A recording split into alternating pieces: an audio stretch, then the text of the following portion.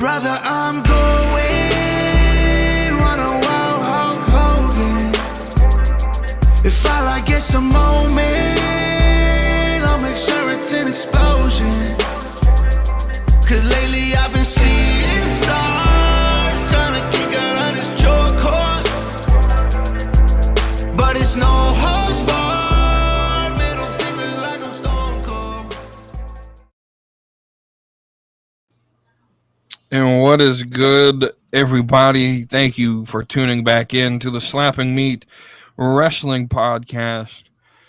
My name's WeTooDeep. That's DJWAVYD. As always, the QR code below him takes you right to the WWE shop where you can go and get your merch and support the boys. You can go get a Levels Above shirt. If you're a fan of Arby's, for whatever reason, WWE is partnered with Arby's, and you can go get a We Got the Meat shirt. I don't know who would want to wear one of those, but I mean, maybe us. We are the Slapping Meat Wrestling Podcast. Right, you're right. We do have the meats. All the other links, if you don't want to scan the QR code, if you're tired of QR codes because of Bray Wyatt and this Wyatt 6, I'm sorry. You can just click the link in the description. Before we jump on in, let's do some housekeeping. We have a special announcement that was made in the Discord. It's officially happening. We've been talking about it for a while. Wavy D and I will be joining the Junkyard Boys on Thursday as we join the Beyond the Junkyard podcast for a Forbidden Door draft. Yes, sir. Where all four of us will draft our own team. So 9:00 Eastern, it's when it's supposed to start. If it starts like always, it'll be a couple minutes late. The link for that YouTube channel is in the description of this video, but just join the Discord and you can get the link there as well. Yes. Every wrestler, every promotion in the world. 20 picks. I think we got to have like 5 men, 5 women, 3 tag teams. Yep, and 7 free picks or whatever we want. It's going to be some strategy. And the only one I'm worried about is Wavy D, because I don't care about what James and Cody's little strategy is. I'm not worried about them taking my picks, but Wavy D over here likes to take some of my picks. I'm not gonna lie. I think the person I'm most nervous for might be Cody. He's sneaky. Yeah. I mean, me and Cody think a lot more alike than I thought we did when it comes to wrestling. He just don't want to admit that WWE is better, but we do think alike a lot. Right. And then before we jump on in with Let's Get Cooking, just before we clicked record, Wavy D showed me some notes. Junkyard James here, he posted something yesterday, a bit of what he calls it a podcast. It sounded more like a rant, like a 25, 30-minute rant than anything. And Wavy D took some notes to respond to it. He was better than I listened to it, laughed it off, and didn't really think much of it. I want to hear what you got to say about it, and we can discuss this a little bit. All right. To my brother James, all right? You know what I'm saying? I appreciate you as a wrestling fan. I appreciate you as a cohort, you know what I'm saying, as a founding member of the Junkyard Media Group. But you and I, we disagree on quite a few things in the wrestling world. There are some key things we agree on, but there are many things that we don't agree on, okay?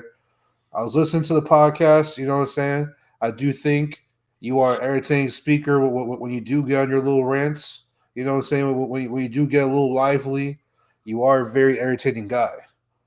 And so, I went through kind of as you did your show, you're probably like two or 3 topics in. I was like, I gotta rewind and get the notepad out. I was like, there's too many things that I want to rebuttal or just share my thought on. So I'll just go right down the line. All right. You brought up, over in AEW, they're fighting champions. Swerve is a fighting champion. And, and this is a question that WeTooDeep, myself, the CWC boys, this is a question that we brought up to avid AEW fans over the past couple weeks. Is we don't understand how you guys, or not you guys, sorry, we don't understand how AEW fans are accepting and think that this is an okay booking decision to put Roderick Strong in a title match against Swerve Strickland. First of all, what was the point of having a casino battle royal if all I gotta do is ask Tony Khan for a title match and he'll say yes? Roderick Strong did ask Swerve Strickland. He has Tony Khan, and Tony Khan says, "Sure, why not?" It's one thing if he were attack Swerve backstage or come out to the ring while Swerve was cutting a promo and challenge him and call him out. All he said was, "I want a title match with the 20 got a title match." Which answers your question, or James's question. How did Ethan Page get a title match? Because he attacked Trick. Yes. That's why. And there was 2 weeks of build up to that. And so it's one thing to just ask for a title match and get a title match, but you're giving a title match to the guy who got beat for his title, and the guy who beat him for his title, Will Ospreay, is now getting a title match against Swerve Strickland, but you're letting the guy that he beat just cut the line and get a title match first. Like, you know, in the world of if this was real life, if I was Will Ospreay, I would be like, what the fuck? if I was if this was real sports, you know what I'm saying? So if I was Will Ospreay, I'd be kind of tight. How's the guy I'm beating take his title off and get a title match for me for the bigger title? And before you jump on to add on to that, you have a ranking system that you don't use. Like, how do you lose and then become number one contender when your number one contender is the guy who it's jumbled and we don't get explanation for it? So I agree with you on this point. As far as the ranking system, AEW, they don't really use it. They use it when they want to use it. But if you do want to use it, technically Jon Moxley is your number one ranked wrestler. Just say, you know, I be seeing stats. You know, I be watching stats. I'm a stats guy. Point number 2. Oh no, I already touched on this. What's the point of entering Steel Battle Royal if you guys only come for a match? I already touched on that. Mm-hmm. All right, and then James made a point on how we ask for stories, we get stories, and then we complain about the stories. And he was like, first you say there's not enough stories, and now you say there's too much stories. No, James, it's not that there's too much stories. It's that there's too many underwhelming stories or too many bad stories. He brought up the Tree of Jericho, which is crappy. Jericho's crappy. I don't know about that. I don't know. Okay, so it's not good, but it's at least it's a level of entertainment that's more than just wrestling matches. So I actually like Jericho. So it's not good, but so you're saying it's good because it's compared to nothing else, right? I don't know. I'm indifferent about the Jericho tree. I think it's kind of stupid. I think Jericho's taking time away from other talent. I just like it because he's completely making fun of the fan base watching the show, and either they understand this and they're just accepting of it, or they don't realize the level of you know how deep that character actually is. That the more they ask for him to go away, the more he gets on TV. I just think it's funny. It's stupid booking. He's absolutely taking a spotlight away from someone else who could fill that time slot. Exactly. But at least it's somewhat entertaining. The next point was that James was writing down a list of matches for their next card, and he was talking about their setup or whatever, and he was like, you know, so and so who wants to smoke, someone said they want to smoke, they come get the title or they go for the title. And I'm like, 7 out of your 10 matches storyline wise can't be who wants to smoke this week. I want to smoke this week. Right. Who wants a title shot? I want a title shot. If that's the case, Swerve Strickland, I want the smoke. Give me a title match. Right. I'll see y'all tomorrow night. I'm kidding. I'm watching the Celtics tomorrow, so I'm busy. It's one thing to have a fighting champion, but I think it loses its lust when all your champions are fighting champions. When all your champions take on all comers, whether they prove themselves or not. And the problem with having a fighting champion is the way they book the title matches is the champion. So you know, Ospreay will come out and he hasn't really defended the belt yet, but they'll put him against someone like Luchasaurus, and he'll go 20 minutes with them, and then the next week he'll go against someone like Kyle O'Reilly and have a 60-minute showdown. That make the way you book your champions make no sense. Yeah, because you're putting against obviously lesser talent, and they're having full on pay-per-view matches, and I think it makes them look not as strong. You know, I'm not saying you got to squash them, But like Right. a 5 minute, like let me get all my moves in. The defense, the lower guy gets a few moves in, but you handle them pretty handedly. I don't know. That's personal preference. I'm not gonna fault you too much for that, but that's personal preference. Okay, now he moved on to the Well, no, even before Performance Center, he was talking about Sexy Red, and he was hating on Sexy Red. Now I understand Sexy Red isn't everybody's cup of tea. All right, I understand that when you watch wrestling, that's not necessarily what you come here for, is to see a girl shake her fat butt. Right. Even though he backtracked and said that what he said about Lola Vice was a troll.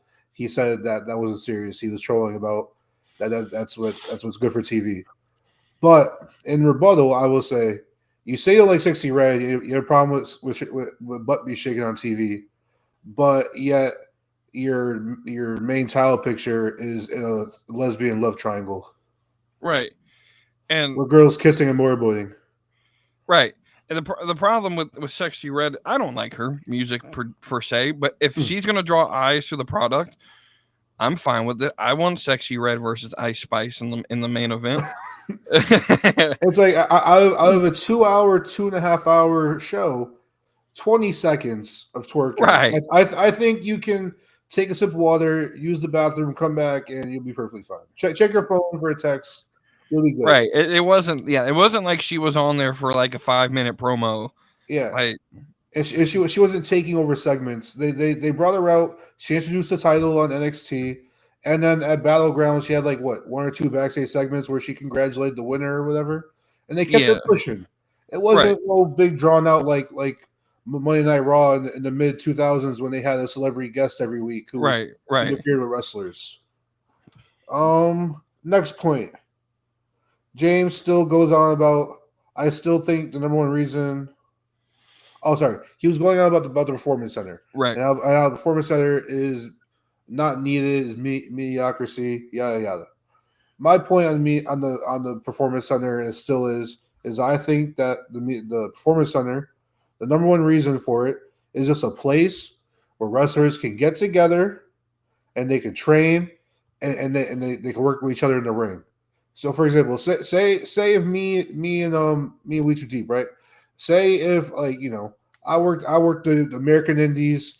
And we got and he works like the other side of the country. You know what I'm saying? I'm on the East Coast and the West Coast, and Tony brings us in for a pay-per-view match, first time ever, dream match. Well, guess what? Like you said, first time ever. Me and WeTooDeep have no ring chemistry, no chemistry in the ring whatsoever. Well, guess what? Why can't we just go down for the weekend, down to the AEW funded Performance Center where all AEW wrestlers could go hang out, train, get to know each other? Me, him, go down for the weekend or down for a few days in the middle of the week, and we just train with each other. We run the ropes together. We kind of plan out our match, see what we want to do. Like what's I don't get the harm in that. As far as the promo work, you could train your promos just by standing in the mirror and talking to yourself. That's an individual skill that you can do on your own. But the Performance Center, just a place for people to train, run the ropes with each other, and get to know each other as wrestlers and performing partners. Right. And it's just as simple as literally you own an entire training complex with the Jaguars. Why can't they just use your gym and you put up a ring somewhere? Daly's Plaza is never used. Put up a ring there when no one's using it for a concert and let them run the ropes. Let them just build chemistry to plan out these matches so that there's not 20 botches on a first time ever dream match that sort of gets laughed off. In the corner of your Jaguar Stadium, in the corner of the parking lot, put a little warehouse with 2 wrestling rings in it. Right. It doesn't have to be a lot. He lost me on this point when he said that the Performance Center didn't make Jade better. I don't know what you're watching, James, but Jade's better. And it's obvious they're hiding her flaws, but she's already better. And I think a lot of that is because, one, they're using her in a way that makes her feel important, and not just putting her on the mid-card with a mid-card title facing nobodies. But two, they paired her with Bianca, They're in the performance center. She worked the ropes. She got comfortable in the company, and you can see she's getting better. I don't see where he doesn't think she's Trick Williams. He says isn't all that good. Why? Because he's not 450 splashing every 2 seconds with a super kick and running the ropes. And Trick Williams is the definition of a superstar. So he reminds me of a Booker T. He got similar moveset. He is literally Booker T 2.0. Yeah. I mean, if you want to say a 5-time WCW champion is a good wrestler, the problem is we'll disagree with you. Right. The problem is this is the same talking point that Meltzer's been spewing for the last 2 months. And what happens is these IWC guys, they get these talking points, and that becomes their talking point so that they fit in with what everyone else believes. So no one has an actual different thought. That you can't, or else you get critiqued, as we've seen with the CWC over the last few weeks on TikTok. Now, Trick Williams is a perfect example in my second to last point. And that there's a reason that very few amazing quote-unquote wrestlers get pushed into the main event scene and stay there. You can only get so far without character work. Right. Like, tell me a wrestler that has been main event level, like top of the card talent year after year who had no character work. There's very few wrestlers. Mm-hmm. Give me a wrestler WeTooDeep. That top of the card, no character. I think the one example might be early Roman Reigns. Yeah, Roman. I would say like AJ Styles when he was champion, he didn't really have much character, but he still had like catchphrases. He was the phenomenal one, or the place that runs the place. Yeah, he could cut a promo. Right. He can get emotional behind a promo. Right. I just as we saw on SmackDown where he copied fucking Mark Henry. That legit Cody Rhodes is John Cena. They're literally redoing that storyline. Brock Lesnar had Paul Heyman, but even Brock Lesnar, he had Lesnar can cut a promo. He didn't need Heyman. He didn't need Heyman. But he also had an aura around him. Right. Like he was a freaking monster. Like he could do shooting star press. Right. There's only so much, like you just said, there's only so much that you can get over with the crowd based on your in-ring ability. Yes. Because I've said it. I'm pretty sure you said it. I know Nerdy D said it. If I wanted to watch acrobatics, I'd go to the fucking circus. And so, especially when every match is who can do the most flips and kicks and jumps off the top rope. And I've heard a lot of fans complaining about, and some of the wrestlers were complaining about Battleground, where it was tighter because of how small the arena is.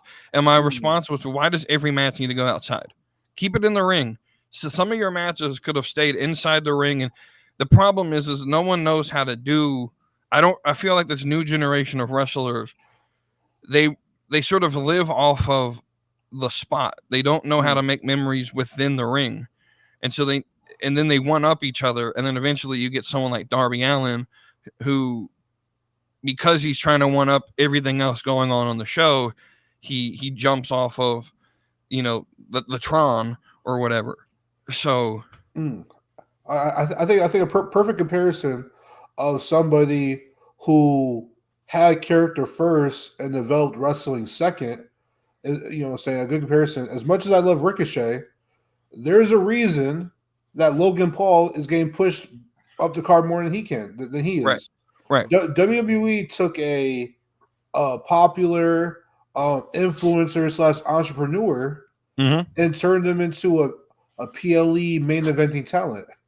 All right, Logan Paul could go in the ring, but he learned that he's naturally charismatic. Yeah, to be honest, Logan Paul, if you were to break down the roster, top 5 on the roster right now, in terms of the overall package, he got the look, as far as body wise, face wise, character, his ring gear.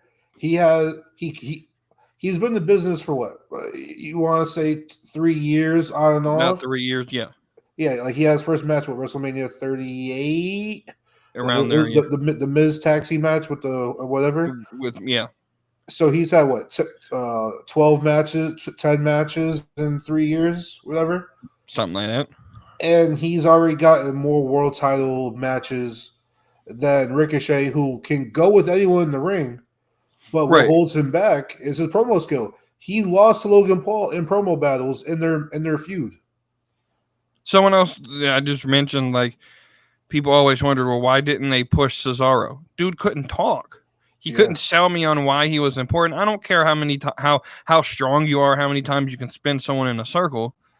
That's a cool move and all, but if you can't convince me why I should watch your PLE match, I don't care about you. To the point that they had to put him in a tag team for him to feel relevant. My last talking point, so I know it took a little bit, like 20 minutes, my bad. But my last talking point for James's thing is he keeps on going on and on, especially when he talks about the Performance Center and NXT and all this other stuff, is how all these wrestlers were big stars in the indies before coming to the Performance Center. During his podcast, his episode, his solo Dilla episode, he brought up names such as Becky Lynch and Sasha Banks. First of all, Sasha Banks came up in the Northeast. I'm from the Northeast. She came up in the Northeast Independent Circuit. She was in the circuit for 1 year, maybe a year and a half, before she went to a WWE tryout. All right. What is it called? She got her WWE tryout / made NXT, whatever, at the age of 20. So you're telling me when you could legally wrestle at the age of 18, right? That Sasha was putting all his work on indie scenes in a year or two? Right. So Sasha got WWE tryout and got signed by WWE at the age of 20. Sasha wasn't even big on NXT until she feuded with Charlotte. That's what I'm saying. Sasha made her in-ring indie debut late 2010, early 2011. And she got to WWE Performance Center in June 2012. Right. And she debuted at NXT December 2012. Right. Another name he said was Becky Lynch. Becky Lynch got a WWE tryout and got signed with WWE at the age of 23. All right. Becky Lynch, you know what I'm saying? Her character when she came to NXT, y'all remember her debut? It was trash. I'm gonna hold you. Yeah. But I'll even admit this with Becky Lynch. If it wasn't for her getting knocked the fuck out by Nia Jax, is she where she is? Is she where she at right now? Another person that he likes to throw out is Paige / Saraya. Paige was in the WWE system at the age of 18. All right. She was going around the indie circuits, her story's out there with her TV show and everything, or her book and all that stuff. She was out here wrestling in bars and whatever, and overseas in Europe at like 14, 16 or whatever. I literally saw a video today on the indie circuit of, it was Paige's mom came out to the ring. She was tag team matching with Paige, going by Saraya Knight at the time. The mom, Saraya Knight, and they're accompanied by Becky Lynch. All right. The three of them were it was like 40 people in some random bar in the middle of nowhere. Right. All right. They were doing the Running Man to Lincoln Park during their entrance. What are we talking about right now? that these guys were huge independent stars. They were performing at a bar in front of 40 people. Right. With a black curtain, and next to the black curtain was t-shirts. All right. They weren't, the t-shirts weren't even in another room. So I want to hear this, that these guys were huge stars before coming over. Now you want to know who's a huge star before coming to WWE? AJ Styles. And that's why he skipped NXT and went straight to the Royal Rumble and then won a title later that year. Right. So I'll give you these names of people who were quote unquote big stars and that didn't need the Performance Center, didn't need NXT. I mean, we're sitting here, we're talking about, we're gonna talk about Clash of the Cat. Drew McIntyre, when he came back, they did not view him as main event ready. So they put him through NXT because he needed work. Was he not he was already over. Drew Galloway in and Impact was one of the biggest stars that company made at that time. Let's not forget, Drew McIntyre was 21 when he came to WWE the first time around. Right. I don't understand why you, at least for, it doesn't have to be about developing talent. No one's saying you should sit. No one's asking you to create, like a WCW like powerhouse or whatever that fucking thing that they call their training center. We're just asking you to create a building where people can come and do matches together so that when they're in the ring for the first time on live TV, it doesn't look dysfunctional. There's a reason why NXT matches look choreographed, because they are. Because the whole idea is to get them comfortable with each other so that they don't embarrass themselves, right? And then the better you become at it, right? There's no way you're telling me that you would not want to have a system that creates Carmelo Hayes. I mean, he was an indie star. He was up north. He worked in the New England area. He worked with MJF. I saw a match with him tag teaming with MJF. But would you rather have, Will Ospreay? Because his whole thing is, we don't need to sign these guys. We signed the biggest names already. Okay, so would you rather have Will Ospreay or create Bron Breakker? Personally, I love Will Ospreay. I think he's a top 3 wrestler in the world. I choose Bron Breakker over him every day of the week. All right, so we'll move from that. I agree with most of what you said there, if not everything. But with that, let's get us into our regularly scheduled programming. Let's start getting cooking here. The prompt for today's episode is to predict who you believe the Money in the Bank winner will be and how do they cash in. I'll let you go first on this one. All right. For the men's Money in the Bank, I'm still up in the air because I'm not sure who the participants are going to be. Because I don't see Bron Breakker. I mean, he might get into Money in the Bank, but I don't really see him winning it. I don't think he's the type of superstar that needs Money in the Bank. I feel like he can work to a title picture without Money in the Bank. Jey Uso, I see him getting involved in that bloodline story sooner rather than later. Like, I see him getting in there by Survivor Series, honestly. So I don't really see a point in putting it on Jey, especially because the Raw title picture is kind of filled up right now. So what I think is that Dragunov wins the Money in the Bank. Okay. And I think he straight up challenges Gunther at Bash at Berlin for the world title. And I think Gunther wins, going back to NXT days, how NXT UK, how Gunther won the first matchup. I think Dragunov's going to unsuccessfully cash in against Gunther in a straight up match at Bash in Berlin. Okay. Because Bash in Berlin's after SummerSlam, right? Correct. Yeah. Correct. As for the women, I mean, I think the go-to answer at this point is Tiffany Stratton. Mm-hmm. I just, it fits her character, and also I don't really see too many women on the roster that kind of, are in position to like really, really, really deserve it right now.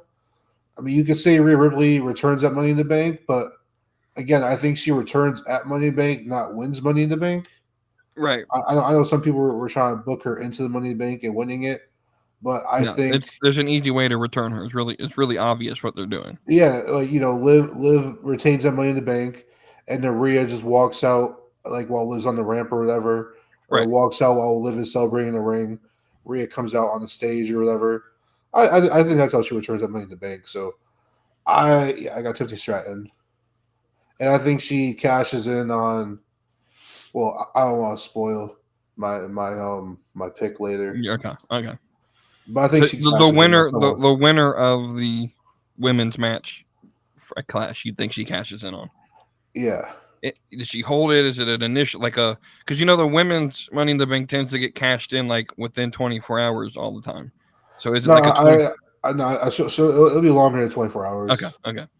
Yeah. So with the women, Same thing. Tiffany's the only one logically that could win this. That makes sense. Rhea will not be a part of the match. It's obvious what they're going to do. Liv's taking Clash of the Castle off, and we're going to get Bayley. And it looks like they're just going to flip-flop the women's title. So Bayley's probably going to have off at Money in the Bank, which means Liv will wrestle, and it's going to be Selena Vega. It's real obvious. They set that up last night with Selena attacking Liv.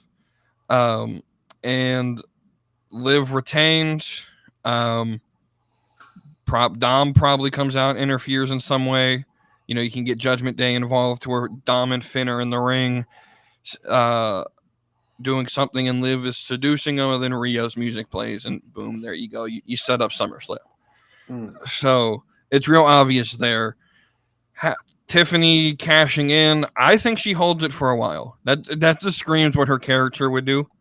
And when it happens, probably will be by the end of this year. Probably like at a Survivor Series type thing.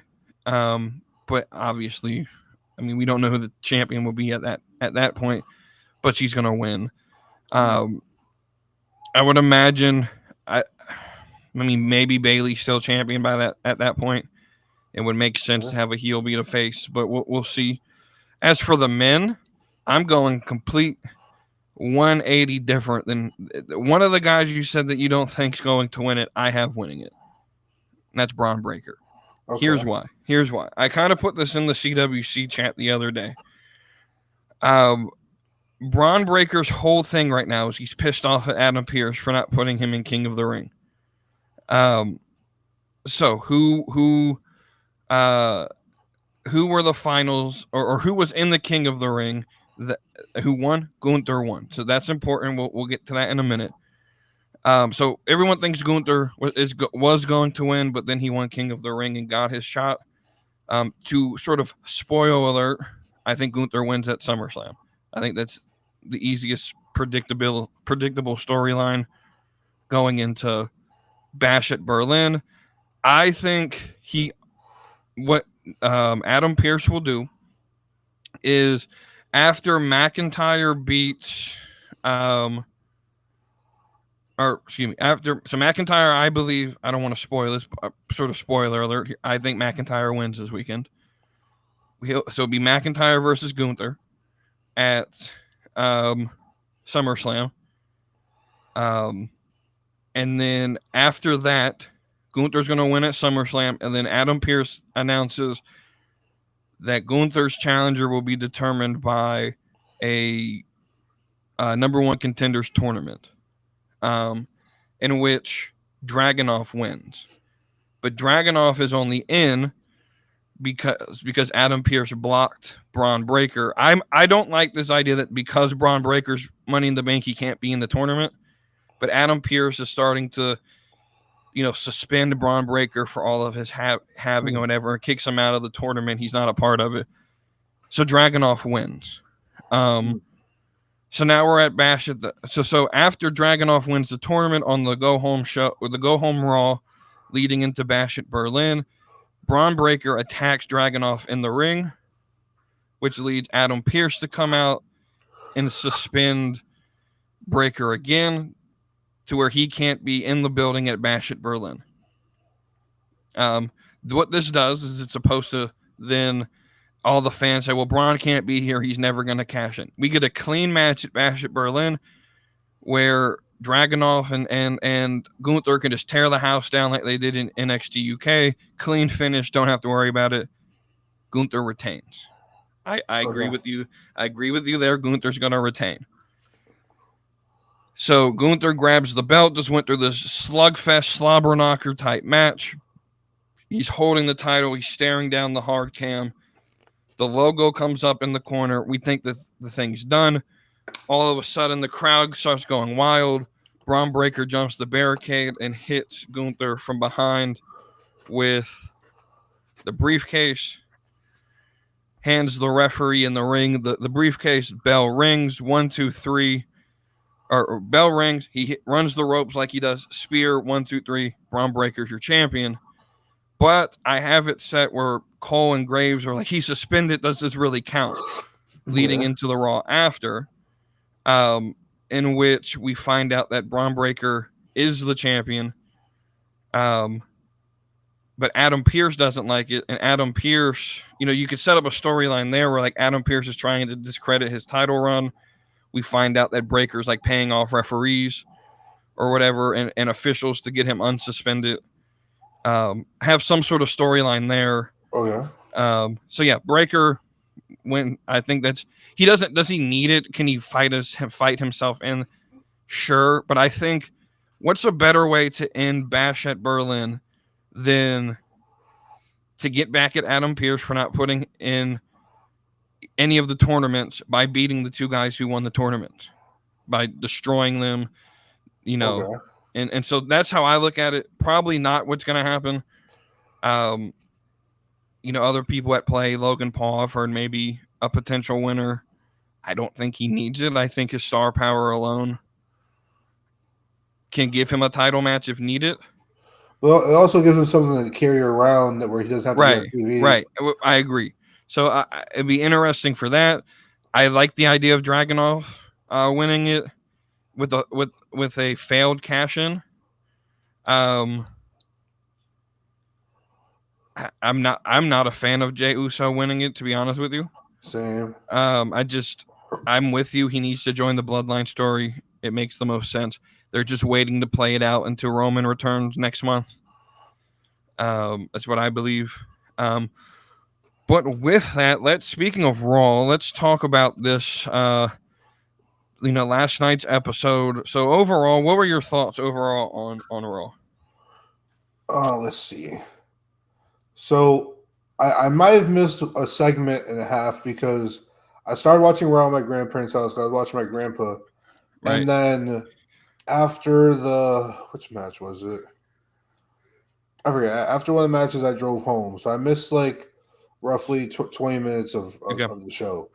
But I did like the segment where they either wrote off Ricochet or they kind of put a fork in the road. So right. They booked him to a point where it's either they're booking him off TV or they're booking him off TV and he's going to return down the line with a purpose. Right. So I like that. I like the Liv and Dom stuff. I like that that's turned up a notch. And I like that Finn's kind of in the mix too. For you. I mean, you have to really be eagle-eyed because he did. It was very, very obvious. Bro tried to sneak this. Yeah, he tried to sneak the card, but like everyone could see it. Yeah, he may swiped Morgan's card off the table. And then for those who remember, like last month, he got the car with Liv Morgan in the first place. Right. And I think that's part of the reason why that is going to be revealed is why Finn is kind of like the one who's like physically getting in between them and physically breaking it up first, is because Finn is low key like jealous, but he can't say anything because he's not supposed to be with her. Right. And so that storyline is intriguing. I felt kind of bad not bad because I don't really have a connection to them, but it sucked for Isla Dawn and Alba Fyre because they pretty much got buried by Shayna. They got squashed by Shayna, and it was probably an attempt to build her back up after her loss to Lola Vice, but they made those two look like chumps. Mm-hmm. And it's like, why put them in the triple threat match if Shayna pretty much took them on by herself, and tapped them out in like less than 3 minutes. LWO. As much as I like Rey Mysterio, the LWO is not really doing nothing, and he's not really elevating the talents on the LWO like that. Really, like for example, like what has Jakeem Wild and Del Toro really done? They're not even the ones wrestling anymore, though. It's just Dragon Lee and Ray. Dragon Lee. Even Dragon Lee is not even getting like the biggest payoff by being with them. Right. I think Dragon Lee would benefit from being like separate from them. I think if he was like on SmackDown or I think he'd do better over there personally. Braun Strowman being with them, that's cool. Braun Strowman. I always like Braun Strowman. I think he gotta go bald again though. Oh yeah. I mean, what else is over there? I mean, I like Damian Priest as champion. I know a lot of people aren't the biggest fan of Damian Priest as champion. I like Damian as champion. I think he's really good in the ring. He holds his own on the mic, especially lately. I think he's doing his thing. The Raw women's title picture outside of Liv, like the women's division is kind of slacking. Oh, the Chad Gable stuff is off the charts. Chad and Sami off the charts. Yeah. I think I missed. Oh, that's what I missed. Did Otis and Sami have a match? They did.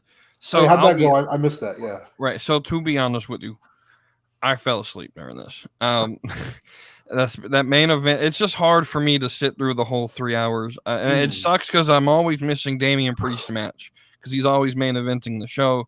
And I like Priest. I actually like his title reign. I think he's doing a really decent job. Here's my problem with this episode of Raw.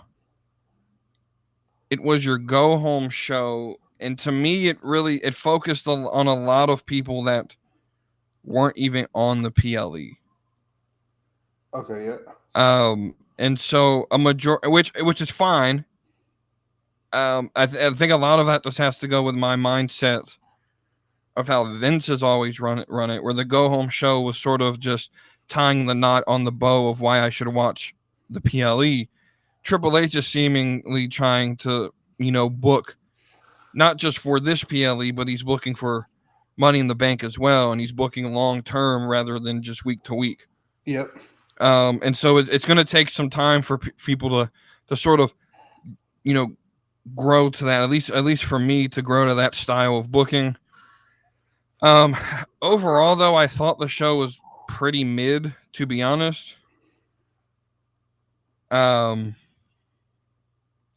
of the Bron and Ilja match, which should not have been on Raw. That should have been a PLE match.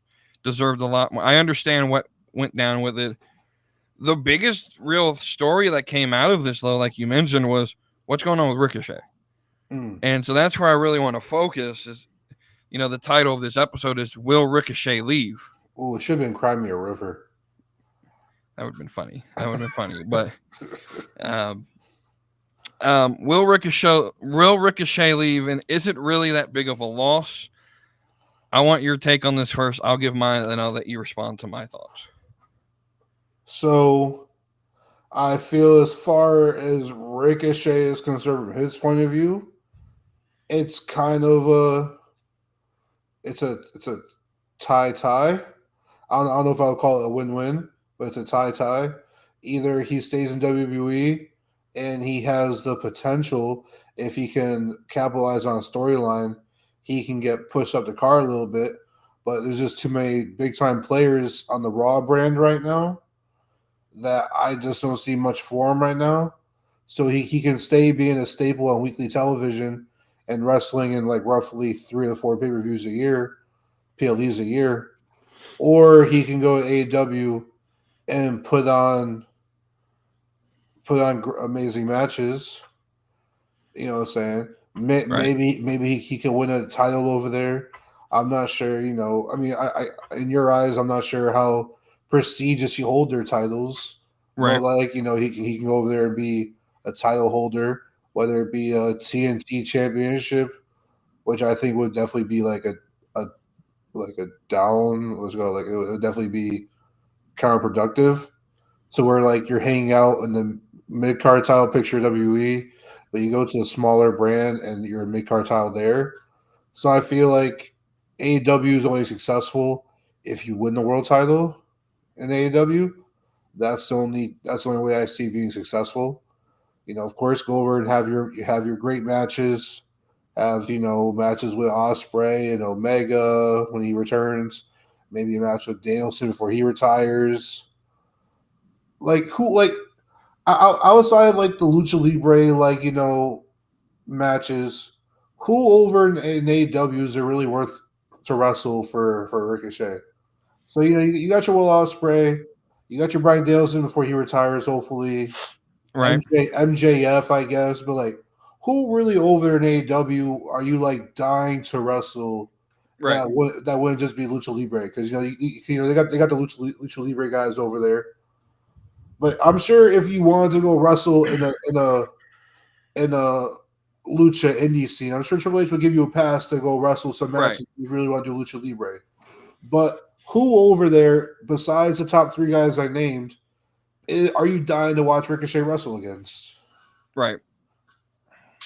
Can't really think of any.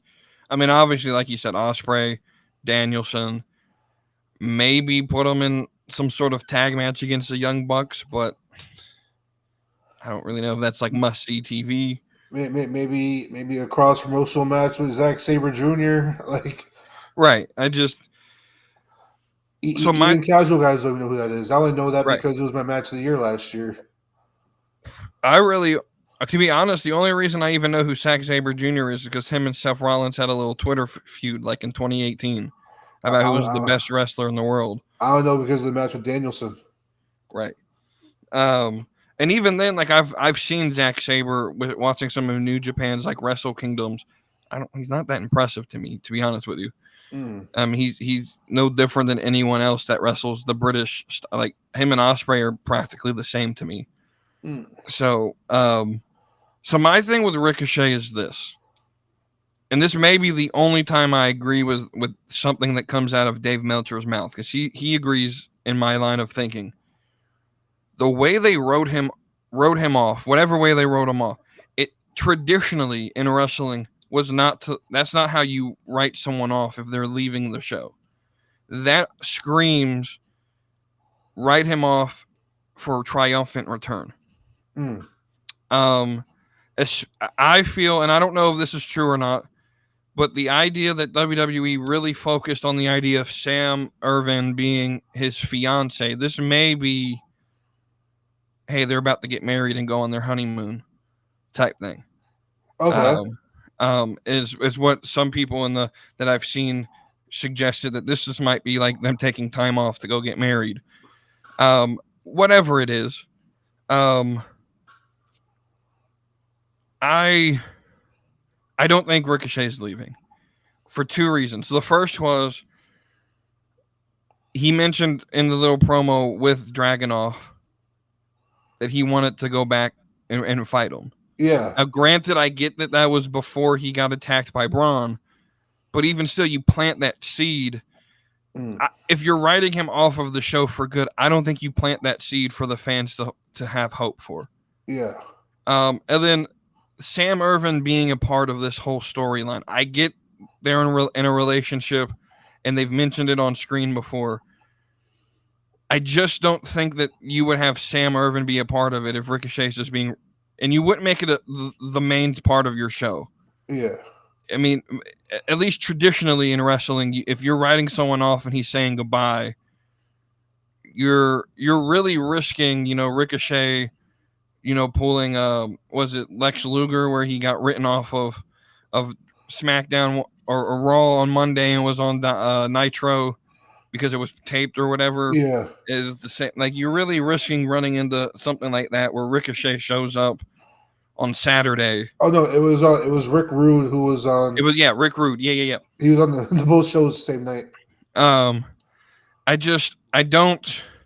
don't see this as a write-off. I see this as he's injured, Braun Breaker. I've already sort of planned out like booking this. Braun Breaker can face Dragunov again at SummerSlam. In a match where Dragunov is getting his ass kicked again, Braun Breaker's getting ready to spear him, and out from the barricade comes Ricochet. Something like that.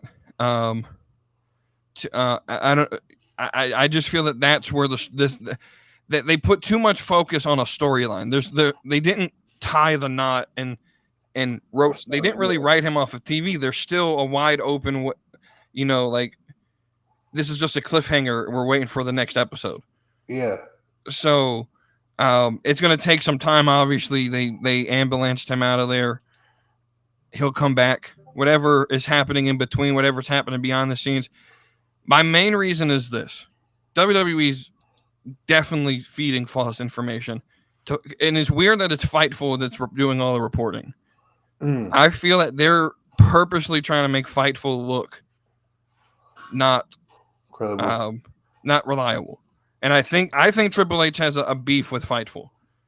I really Yeah, do. same. Fuck him. And I'm all here for it because Fightful for 5+ years have been ruining every WWE surprise by reporting so-and-so's backstage 2 hours before the show starts. Yeah. And I mean, when you're in the business of trying to create intrigue and entertainment and it gets spoiled for you, like, yeah, I would have beef with that company as well. So yeah, I think Gable's coming back. I think Ricochet's re-signed. I think Natalya, everyone's reporting that she's walking away. There's no way Natalya leaves WWE. There's just no way. Becky Lynch re-signed. I'm 100% on that camp again. And so I think it's just bad or purposely giving bad information to the dirt sheets to make them look about as reliable as they really are. And you don't really need to feed it to Meltzer anymore because he makes himself look unreliable. Yeah. So, it came out that Seth resigned his contract, right? I believe so. Yeah, Seth is re-signed. Yeah. So especially if Seth resigned, I don't think Becky's going anywhere. Yeah, I don't think any of them are leaving. Go ahead. Well, you showed me that video of what was Bully Ray? Oh yeah. Earlier, right before we started recording this, and one of the things that really, I agree with that he said was Ricochet's not over. It hasn't been over ever. But you give him investment. This is the classic way to build a baby face. Like Sami Zayn. It's like Sami Zayn, like Jey Uso. You have them get beat down by the bully, whether it's Roman Reigns or Braun Breaker, whoever it is, and then you have them come back and have this big face return. They're doing it with Otis right now. Like it's the way they're booking it makes me feel like Ricochet's coming back to WWE. I do like, just a quick side note, how Otis mentioned or made reference to Mandy Rose and to Tucker. His past associates. I like that. I noticed that. Also, Ricochet got his ass beat. Ricochet got his shit. When he got pushed up into the truck and he fell on the concrete, I think he was legit out of breath. Yeah, I don't think he was. Everyone's like, oh, his acting was great. He's not acting. Motherfucker was out of breath. That was worse than Rey Mysterio getting chucked into the production truck. Like Ricochet got his shit beat, and then put through the. Do you think it was real glass? Put through the glass. That was. But here's the thing, guys. That's how you do that spot. Yeah. That's how you do that spot. You notice Braun Breaker wasn't bleeding. Yeah. Like neither was Ricochet. Ricochet's lower body hit the thing, like his feet and his butt hit the thing. His back was on the hood of the car. Mm-hmm. That's how you do that spot. So with that, now that we've got Raw reviewed, let's talk about Clash at the Castle. It sort of snuck up on us here. Completely almost forgot that it was even this weekend. I think it's a 2 p.m. start time. I'll be at work, so I'm going to watch it after. I'll be watching it. I'm gonna have to mute the Discord while it's going on. But I got these matches here. So let's start with the WWE Women's Championship between Bayley and Piper Niven. All right. So I think this is where the first thing we're gonna disagree on. I think Piper Niven goes over here. Really? I think they put the title on Piper Niven. Because if I'm looking down the rest of the card, I think Chad Gable. I don't want to spoil, but I think Chad Gable's the only other person that gets the title. Okay. I think Piper Niven goes over because, so what I mean, when I was going down the list, I don't see any other person from the area getting over. Right. So I think Piper Niven gets over, especially after that really good promotion on SmackDown this past week. Right. It was a really fucking good promo. I'll be honest with you, I haven't watched SmackDown in about three or 4 weeks. So I think you put it on Piper. You know what I'm saying? And then is this like a make Chelsea jealous type storyline, or you could potentially do that? And then who knows? Maybe Chelsea wins Money in the Bank, and Chelsea's going around saying that this is Piper's insurance plan, right? But then Chelsea either cashes in or if Piper loses it, Chelsea cashes in who Piper lost to or whatever.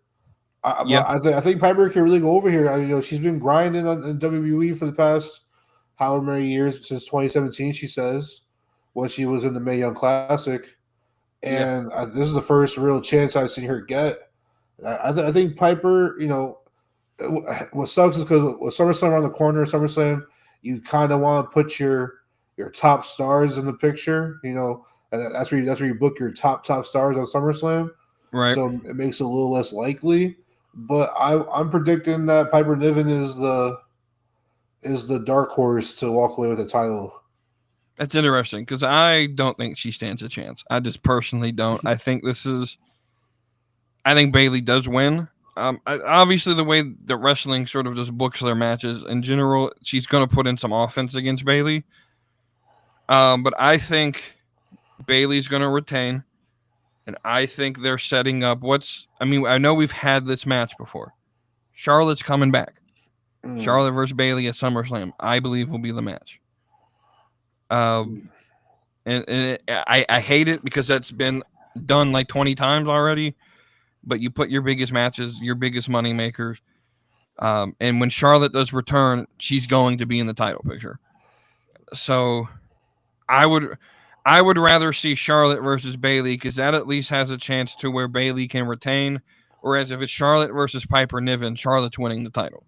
Well, I do think that this is a good chance because the women's roster, especially in the main event scene, is lacking some names, especially with Becky gonna be going for a while, and who knows, the roster is like an injury or two away from losing players like it just did, like with Asuka being out, Charlotte being out.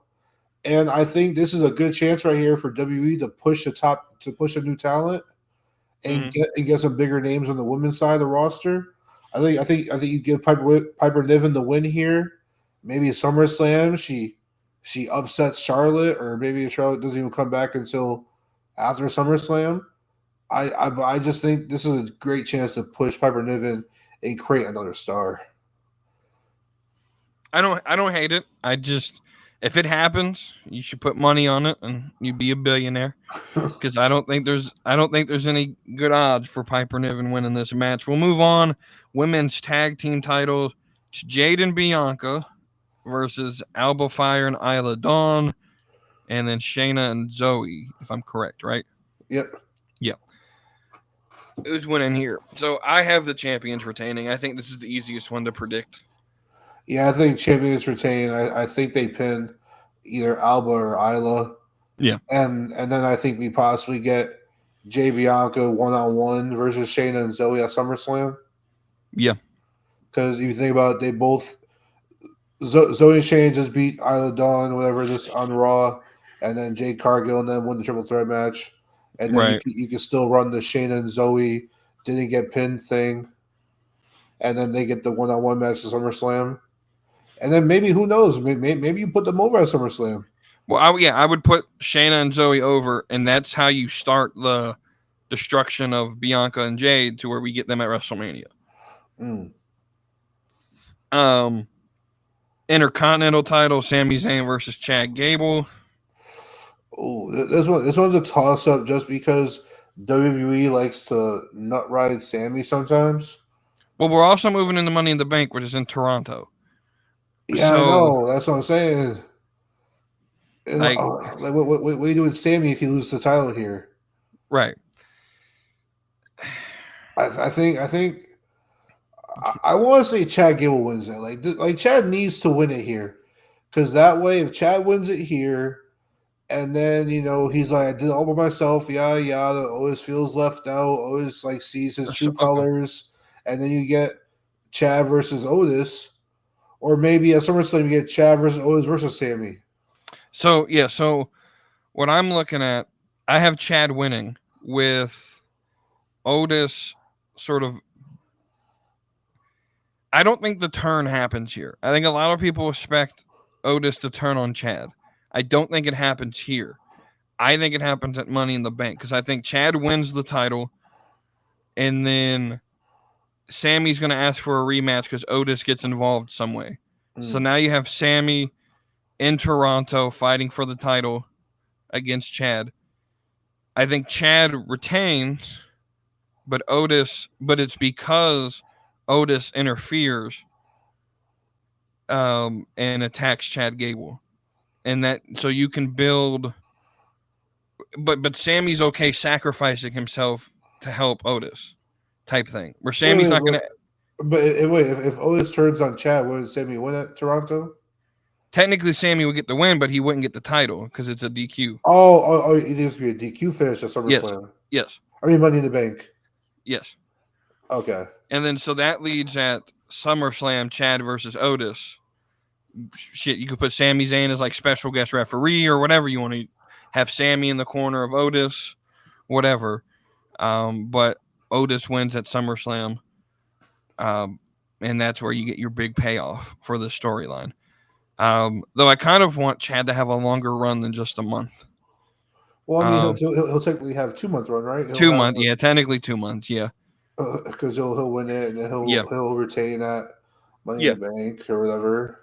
Yeah, but I think Chad Gable's winning it here. I think it's going to be part of him re-signing was, hey, I want the IC belt, or I want something for the years of service that I put in, whether it's Alpha Academy or Shorty G. You know, his whole career got fucked when Jason Jordan got hurt. Yeah. But so now we move on to the Undisputed Championship. Cody Rhodes and AJ Styles. I'm assuming this won't main event. I'm assuming McIntyre's main eventing. That makes the most sense. I think this is going to be close. I think it's going to be a really good match. We saw what they could do it was Backlash they fought at last time. I think it's going to be just as good of a match. I still think Cody's going to retain. You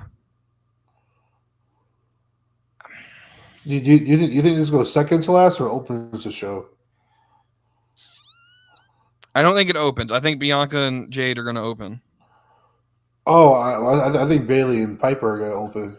You think Bayley and Piper? I think that opens because I think Piper goes over, and they start the night off happy. See, I have it going the other way. I mean, I could see it happen, but I have them ending the night happy, and we'll get to that in a minute. But I think they could do both technically. But I think this gets put on right before the main event. I think it's the co-main. To be honest with you, I think Cody wins. I think AJ quits, and I think he goes to TNA. As far as his talent thing. Yeah. Remember, it's an I Quit match. You're right. It is an I Quit match. So Cody wins here. He doesn't really have anyone on the SmackDown roster worth challenging him. Just a suggestion I just thought of. Because Roman's not rumored to appear till next month. What if the build towards Money in the Bank, because that's beginning of July. I don't think Roman will be back yet. What if Cody faces Moose? Because Moose says he doesn't want to go to NXT. He wants main roster. You could do that, or even I was thinking you get Cody Orton. Cody Orton. I mean, I don't hate it. You could do Cody. I don't hate it. But I think you get. So the only reason I think TNA can get involved here is because TNA is headquartered in Canada. Okay. So the company that owns TNA is in Canada. So I think we may get some TNA. Well, the TNA TNA director of whatever was at NXT Battleground. Yeah, and Gail Kim was there. And it was Gail Kim, like their director, and then one of their producers or something. There was three TNA people there. I forgot exactly who. Well, NXT is also going to have a show in Canada on Sunday. So Saturday will be Money in the Bank, and then Heat Waves on Sunday. Okay. That same week. So I'm sure we'll get a little bit on each show. To be honest with you. I do think I think AJ quits and goes to TNA. Yeah, that this is a good way to set that up too, where he quits WWE. He shows up the next Thursday. Speaking of TNA, if y'all care to buy it, they have a pay-per-view on Friday. And then isn't Moose? Doesn't he have his own little stable? Yeah, he has. It's him. I think Eddie Edwards' wife. Yeah, the tag teams, right? Yeah. The system. I think it's what it's called. Yeah, she has her own belt too, her own tag belt. Yeah, she's part of something with the tag team division as well. There's a lot going on. It's changed since the last time I watched it, like 3 Yeah. months ago. So I mean, what you could kind of do, AJ quits. He brings Gallows and Anderson with him, Right. and they kind of go against Moose in the system. I like that. I like it. Like it already. Let's go to this world heavyweight title. McIntyre versus Priest. I've already sort of given this away in my Let's Get Cooking segment. I have Drew McIntyre winning. I got Damian Priest winning. And I kind of figured you were the way you were speaking, you had Priest winning. Yeah. Do you think Punk gets involved? Is it just Priest wins clean? I think Punk gets involved. See, I think because Judgment Day is barred, so you're like, oh, Damian Priest is gonna lose. You know, for the casual fan, right? You're like, oh, Damian Priest, he's gonna have no help. See, now you're thinking too much. You're thinking too logical. Now you're making me want to change my pick. But Hunter's a logical guy, right? I just can't see them having Drew losing in front of his home audience twice. Well, if he gets screwed, and then that builds up more feud, because like we're getting Drew Punk at SummerSlam, right?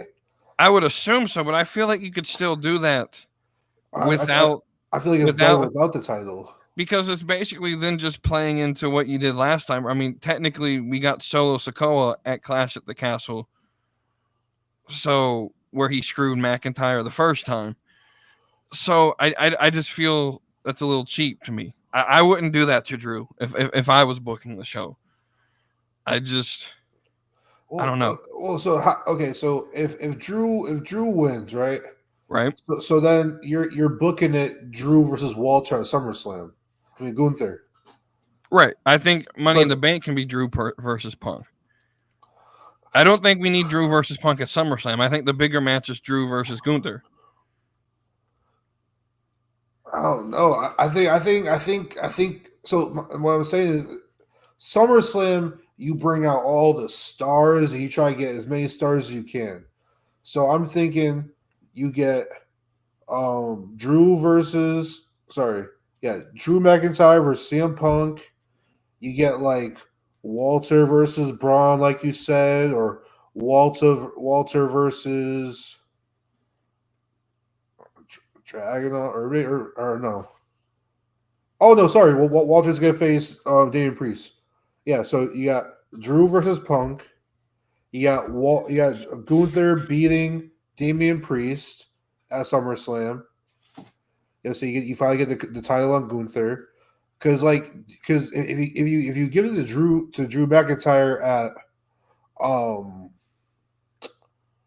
at Clash of the Castle, like you're lining up Drew for like what, a 1.5, 2 month title reign. Yeah, I think that's all he needs. I think all this is to give Drew a title reign in front of crowd. He got that, didn't he? Did he though? He got a title win in front of fans. Does that count? Does that count? I just honestly, I think Drew is more about the story. Like he can hold the title all he wants. I think Drew's about the story. He's already what, a 3-time world champion. I get it. I just don't see what the point of Drew versus Punk would be if the title's not involved. Well, I think if you do Drew versus Punk without the title, it makes it more of a 50-50. Either one of them could win. Whereas if you do Drew versus Punk with the title, you're leaning more towards Drew. I don't think there's a chance, no matter way, that CM Punk wins. That's just the way I look at it. I just don't see them personally not putting McIntyre over here for the second time in front of his home crowd. Especially if he gets screwed again, because that's what happened the first time. So I just don't think that I just can't imagine that they do it again. I'm gonna be upset. I could really give two fucks who wins it. I'm happy either way. But I still think that you could have Gunther versus McIntyre. You could still have Punk in some way, shape, or form involved in SummerSlam. I'm sure we could find something else for him to do. Depending if he's healed up or not. You can go back down the Punk versus Seth Right. avenue. Right. Priest, I think by this point, Judgment Day's imploded. You can have Finn versus Priest or something around that. It could be like SummerSlam. Yeah, it could be something where. Okay. So I still think you can get all the stars on the card and still have McIntyre be champion. I think next week we do our early predictions for SummerSlam. Either Money in the Bank or SummerSlam. I think SummerSlam. We could do early predictions. Well, we'll do Money in the Bank since that's the next one. Our early predictions for that card. Got me thinking here now. But let's move on to questions from the Discord here. I think all of these are from B Master. He got a couple over the past couple days. Will we ever get a Raw versus SmackDown at Survivor Series again? If so, what would some of the matchups you would like to see? As long as War Games is a thing, no. But me and WavyD has been talking about this for about a year now. It feels like I'm done with War Games. You don't need it every year. Unless you give me Bloodline versus Bloodline in War Games this year. Right. But even in that same thing, you could still do Bloodline versus Bloodline and still do a Raw versus SmackDown traditional 5v5. Yeah, you can do both. Yeah. In terms of like now, B-Master, I forgot to sort of ask you that. Are you looking at because you asked what matchups would I like to see? So I'm assuming you want like a bragging rights type thing where it's like Team Raw versus Team SmackDown every single show. I mean, I would like that. Obviously, you would just put the champions against each other. What's my 5-on-5? Yeah. Well, what would be your 5v5 traditional summer? Survivor Series matchup. So this is assuming the Bloodline can't be a part of it. Yeah, right? The Bloodline got their own thing going on. So obviously, Cody. But see, that's the thing. Are you going to put your main eventer?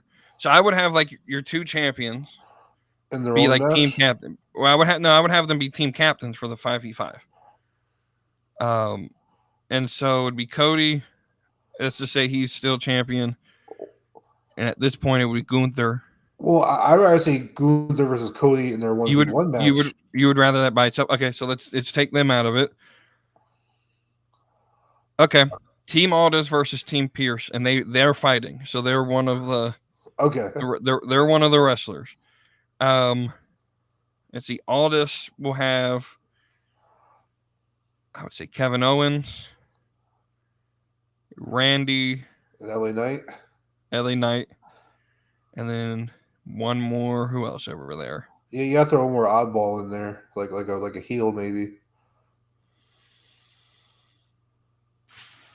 Oh, maybe Austin Theory by that point. Because he's only getting a face turn with Waller. Theory is definitely Theory. On the team Adam Pearce side, Dragunov, assuming he's back, which I think he will be, Ricochet.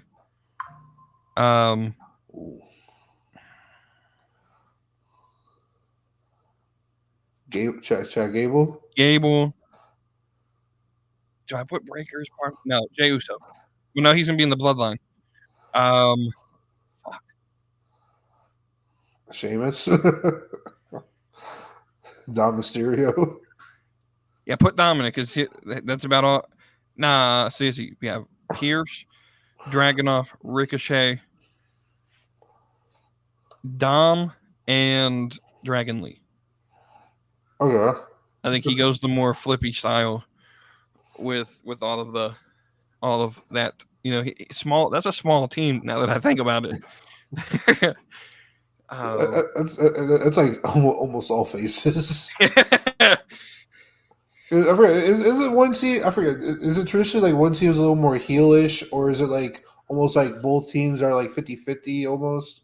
I gotta go back and look at some of these old Survivor. Yeah, I gotta go back and my favorite was 2014 when Ziggler won it and Sting returned or showed up, debuted. I still have memories of when Randy Orton ran the gauntlet. He was the sole survivor. Yeah. Sole survivor. Ooh. Go ahead. You're good. No, you're good. I was going to move on to the next question. Are we going to continue seeing KO continue the crusade to take down the bloodline, and why not Sami and Orton? Honestly, I don't know. Don't really care. I don't care about SmackDown. I don't get why KO is still involved in this, yo. I agree. Like, why is KO involved with it? Here's the thing with the bloodline, and so I kind of warned about this when Roman was gone from it. I think we could have easily understood that it was going to sort of, and the fact that they didn't have a backup plan on what Cody was going to do after he won the title, because it sort of just seems like he's like this. To me, this AJ Styles feud just doesn't really click for me. I mean, it's good, it's not bad, but it's not as entertaining as the Bloodline, and that's the problem with having something like the Bloodline and nothing behind it for that whole show. And so when Roman comes back, that storyline picks up, but we're going from April through July with no Roman Reigns, with the rumor coming he's coming back sometime in July. So no Roman Reigns for 4 months. Well, on this past SmackDown, they had the Street Profits back up Kevin Owens.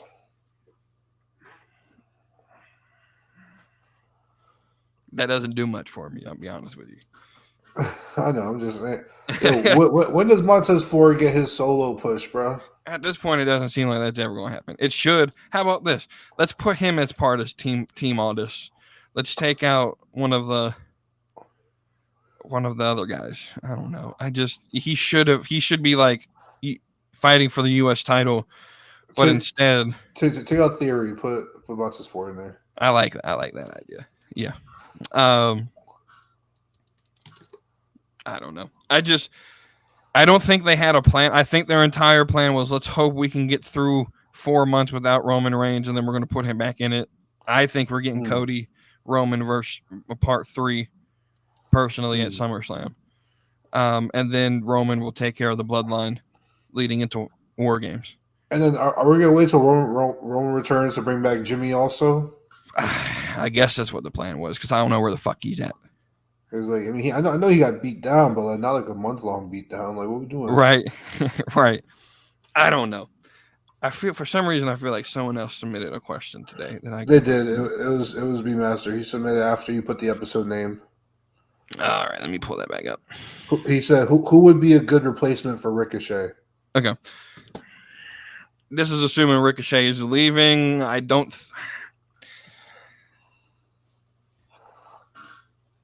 I mean, honestly, anyone like Nathan Fraser in NXT could replace him. I mean, Ricochet's easily replaceable. So, like, the second half of my earlier question that we really didn't answer was, if he does leave, is it a big loss? No, it's not. Because you can literally find anyone who can jump and flip and cut medium to mid promos. And so, like, it's sort of like the whole Sasha Banks thing. Sasha Banks is super replaceable. Where you can put Roxanne or Selena. I'm going to be completely honest. Selena from a distance looks like Sasha Banks if you're not paying attention. Especially now that she has like blue in her hair and it's a little like multicolored. I can see it. Speaking of Selena, when did she get leg tattoos? Because I don't know. I was going to say, speaking of Selena, who won Thirsty Thursday? Oh, good. I'm glad you brought that up because I forgot about it again. Well, while you pull that up, yo, I have one last thing I want to say to James. It was I forgot. It got lost in the shuffle. he was talking about how this AEW and NXT thing is only going one way, and how TNA isn't benefiting. I was like, my guy, we're in week 2. We're in week 2. It just started, my guy. And also, the nerve to say that when AEW sucked TNA dry, taking their championships. Look, so here's the thing. TNA didn't get a big ratings boost because no one who watches WWE has Access TV. And I don't think we really fully expected anything to happen on Thursday. I mean, I kind of did. But even at the same time, like, until something happens, I'm not going to purposely try to set a reminder to watch TNA. And also, if we're gonna play all these ratings and viewership games, well, guess what? TNA worked out a special deal with streamers to where they're able to show picture in picture of the TNA episode across TikTok, Twitch, That's all the awesome. above. That's awesome. So Santi was in his chat pulling like double-digit thousand viewers streaming TNA. Bro, that's awesome. Yes, they Speaking of allowed them Santi, to show it with speaking of sound. Santi, I'm gonna need Dijak to calm it down on my boy. I'm gonna need you. They're So working a program. I know. No, I completely understand. I know it's a whole work.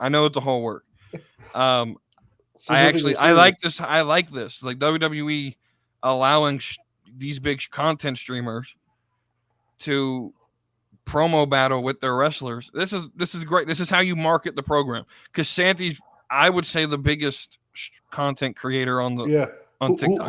Who doesn't have a wrestling background? Right. Like this is the dude who literally just started talking shit and doing like guess who videos and stuff like that, and then literally built his entire channel from the ground up. He doesn't have, wrestling. He's not a wrestler. He started this from the ground up, just a fan. And I mean, this like bro's crazy. Like he's on signs now. People are like making signs for him on the shows. He's getting shown on the TV on some of the reactions. Like take a look at the fan reaction that this match created, and he's on there. He's working a program with Dijak. But in the meanwhile, AEW's in talks with Ryback. So, have fun with that one. I'm trying to see his past streams right now to see what his TNA one got. So I'm gonna do that while he looks that up, he voted Selena, I voted Cora, and the Discord selected Cora Jade. Cora Jade is the winner. What was the vote count? It was 2-1. Okay, gotcha. It looks like B Master sided with you with Selena, which I kind of figured he would do because he's been voting for him or for her the whole time. And then James and Kara selected Cora Jade. So with that, again, to mention what I mentioned on the Friday episode, we're going to start the men's tournament July 2nd. So we're going to do a couple weeks without Thirsty Thursday, and we'll start the men's July 2nd. The bracket's in the Discord for those to join. While he's pulling that up, we'll have him find what he's looking for, and then we'll end the show. He's gonna play this time. I'm gonna name off a bunch of wrestlers, and he can't speak until there's one better. And this week, who we gonna put? Who are we gonna pick? We're gonna pick. So, as far as Santi, his Monday Night Raw stream from last night got 24,000 viewers for Monday Night Raw. Okay. A random Monday Night Raw. NXT background, 19.5 thousand.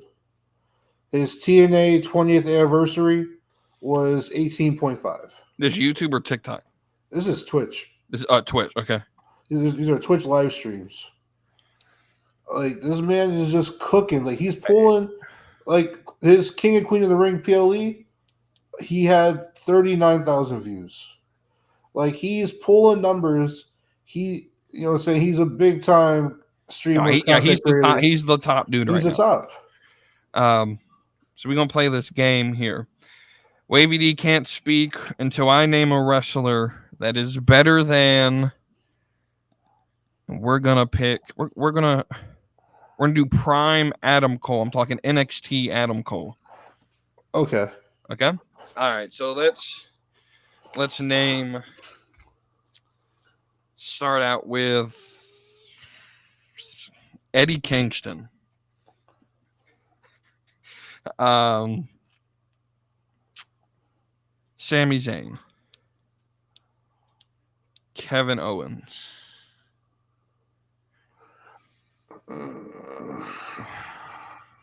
Logan Paul. LA Knight. Let's see, Ricochet. Yeah. Yeah. I think Ricochet. So this is actually a nice little transition. I think Ricochet should have won that 6-man ladder match for the For the first North America. Yeah, absolutely, without a doubt. You know, it's great. So the reason I was transitioning is because over the past couple of days at my teaching job, you know what I'm saying? Yeah, you've been showing. I've been culturing the kids with wrestling classics. Okay, I showed them the NXT North American Championship ladder match. Okay. All right, I showed them Ray versus Eddie from '97 Halloween Havoc. Great match, fantastic match. I showed them Gunther versus Ilja 1. Is that the one that? Is that the one with Ilja? No fans? Okay. Yeah, that's one Gunther won. Okay. Walter, that's when he won. Right. I showed them Sasha versus Bianca at WrestleMania. They'll say that right there was the first time two women of color main evented at WrestleMania. I mean, the match was fantastic, but the emotion behind it was on point. I showed the entrances and all. Yeah. I showed them Rhea versus Charlotte, Mania 39. And I showed them Cody versus Seth. From Hell in a Cell? For WrestleMania? Yeah, I made sure to pick matches that I knew there was no blood. Okay. And that I didn't want, the gory of his. Yeah, I'm sure you would have bruised up pec.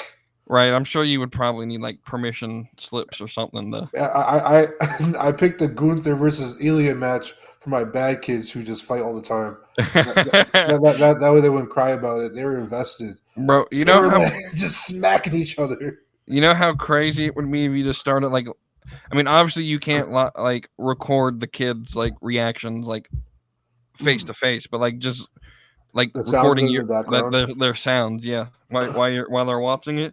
Because I mean, I'm sure they were kind of hype watching these matches, right? Yeah. Which match was it that I showed yesterday that they were like, when they finally won, they're like, yeah. Oh, right. When I showed them the ladder match, and I was like, who you guys think is gonna win? They're like, I think the skinny bald guy, or the one with the long hair. There's what Adam Cole. Right. And then they're like, Ricochet was up there on the ladder. It's like, Ricochet, they're like, the ball guy's gonna do it. The ball guy's gonna do it. And then Adam Cole came out of nowhere for the win. And Velveteen Dream was in that match, right? Yes, and he was hitting the elbow drops off the. Bro, if I remember correctly, that's who I wanted to win that match at the time, and I'm so glad he didn't. Nah, give Velveteen Dream a second chance, bro. I thoroughly actually agree with that, especially like it came out that he didn't do it. Give Enzo a second chance too. Enzo about to end up with the learning tree. Well, I mean, honestly, I wouldn't say if Enzo's on AEW, I'm watching AEW. Right, Enzo's great. I hate that how they did him. To my point earlier, Enzo wasn't the greatest wrestler by any means. Right, that man had the character and the promo skills to get him on TV every week and get the crowd behind him. Be a top seller. Right. Watch out, Dom. You saw what Liv did to Enzo and broke his heart. You know, just watch out.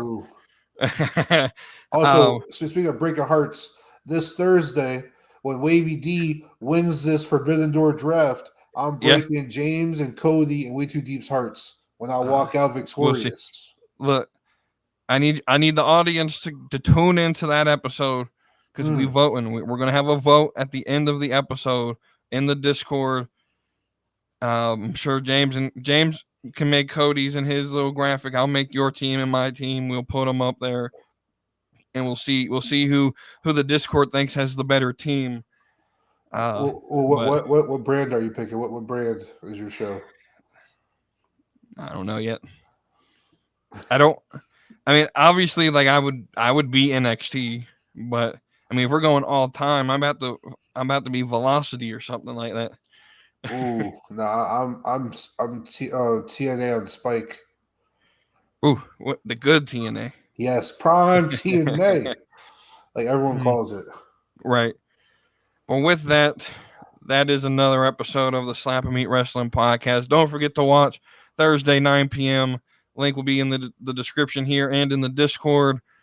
And then don't forget again on Friday, I'll come out. I'm still coming out with the Friday episodes. You're going to get a lot of We Too Deep this week on the Junkyard Media Group.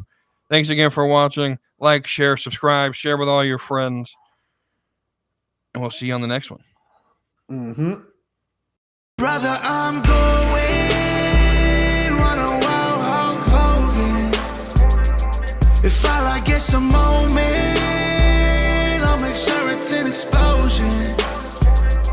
Cause lately I've been seeing stars, trying to kick out on this chokehold. But it's no holds barred, middle fingers like I'm Stone Cold.